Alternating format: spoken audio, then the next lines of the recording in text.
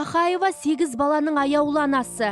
Бірақ 9 ай 9 күн толғатқан баласын босанып, перзентхана бөлмесінде жатқанда жетім балалардың зарын естіп, өмірін түбегейлі өзгертуге шешім қабылдайды. Анасынан да, әкесінен де айырылып, тағдырдың тәлкегіне түскен 12 баланы асырап алады. Осылайша бүгінде Нүсіповтер отбасы 17 баланы бағып қағып отыр.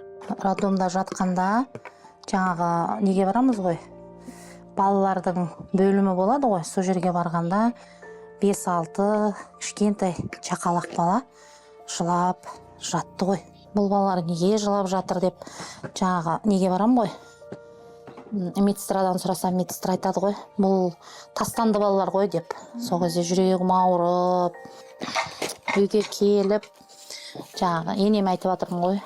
Ой, мама өстіп, балалар өте көп, содан алғым келді деп, жаңа балаларды біреу маған тегін әлгіндей бере салатын сияқты көрдім ғой енді.